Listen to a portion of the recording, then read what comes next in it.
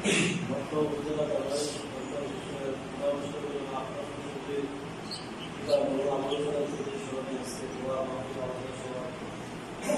সভাপতি এবং সভাপতি মতবিদ্যালয়ের সরকারি অধ্যাপক আমাদের সাবেক সভাপতি বিশ্ব সরকারি জেলা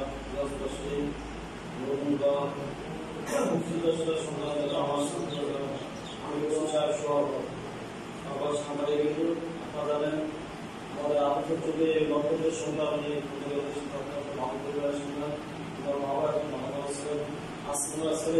একটা সংগ্রহ করার পরে আজকে আমরা চলে যাচ্ছি।